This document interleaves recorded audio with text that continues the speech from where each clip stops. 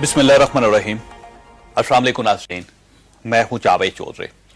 एहतमाद या कॉन्फिडेंस ख्वाहिशात किस कदर कीमती और ताकतवर जज्बा होता है, इसके लिए आप एक छोटी सी मिसाल मुलाहिजा कीजिए। एक हवाई जहाज रनवे से उड़ा, यह अभी मुश्किल फिजा में पहुंचा था कि उसका बैलेंस खराब हो गया और वो दाएं बाएं डोलने लगा। जहाज को डोलते हुए देखकर ख्वातीन रोने लगी, बूढ़ों के दिल भारी हो गए, जवानों ने दुहाइयां देना शुरू कर दी, बच्चों ने चीखें मार मार कर करबला मचा दी और जहाज के अमले ने आंखें बंद करके दुआएं शुरू कर दी।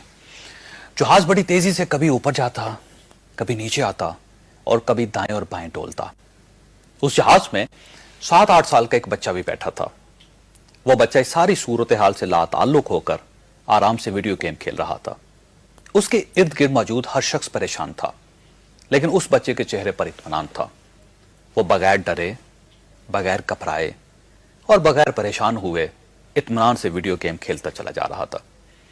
इस दौरान परवाज हमार हो गई, जहाज सीधा हुआ और वो अपने रूट पर आराम से उड़ने लगा। जब जहाज में सवार तमाम लोग नॉर्मल हो गए तो बच्चे के साथ बैठे मुसाफिर ने उससे पूछा, बेटा, जब ये जहाज गिरने लगा था तो आपको उस वक्त डर नहीं लगा था?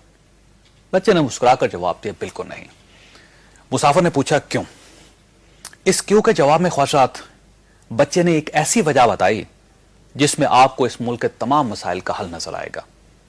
बच्चे ने कहा, इस जहाज का पायलट मेरा वालिद है। मेरे बाबा मुझसे बहुत मोहब्बत करते हैं और इन्हें मालूम है इस जहाज में मैं भी सवार हूं, चुनांचे ये मुझे बचाने के लिए आखिरी सांस तक कोशिश करेंगे। बच्चे ने इसके बाद कहा, मैं ये भी जानता हूं कि मेरा वालिद दुनिया का बेस्ट पायलट है, चुनांचे जब आप तमाम लोग परेशान थे तो मैं उस वक्त भी इत्मीनान से वीडियो गेम खेल रहा था। ख्वाहिशात, आप अब इस मुल्क के मसाइल को इस वाक़े के सामने रखकर देखिए। मुझे यकीन है आपको इस मुल्क का हर मसला इसलिए हल होता हुआ दिखाई नहीं देगा कि वो मसला इस मुल्क की रूलिंग क्लास का मसला नहीं, और ना ही इसका शिकार हमारी रूलिंग क्लास के बच्चे हैं। हमारे मुल्क के 2 करोड़ सलाब ज़दगान आज भी इमदाद के मुंतजिर हैं। क्यों? क्योंकि इन सलाब ज़दगान में हमारी रूलिंग क्लास का कोई फर्ज शामिल नहीं था। पाकिस्तान में टैक्स का नेटवर्क वसी क्यों नहीं हो रहा? महंगाई क्यों बढ़ रही है? बेरोजगारी का कोई ठोस हल तलाश क्यों नहीं किया जा रहा? हम तालीम के शोबे में दुनिया से पीछे क्यों हैं? इस मुल्क में आम आदमी को सेहत की सहूलतें क्यों हासिल नहीं हैं? पाकिस्तान में दुनिया में सबसे ज्यादा एक्सीडेंट्स क्यों होते हैं? पाकिस्तान में खाने पीने की अशिया से लेकर दवाओं तक में मिलावट क्यों होती है? पाकिस्तान में पीने का साफ पानी क्यों नहीं मिलता? पाकिस्तान में दवाएं क्यों महंगी हैं? पाकिस्तान में पोल्यूशन क्यों है? पाकिस्तान में पब्लिक ट्रांसपोर्ट का सिस्टम क्यों नहीं? पाकिस्तान का रेलवे क्यों दिवालिया हो रहा है? पाकिस्तान में करप्शन कंट्रोल क्यों नहीं हो रही? और पाकिस्तान में बिजली का बहरान और गैस की लोड शेडिंग क्यों खत्म नहीं हो रही?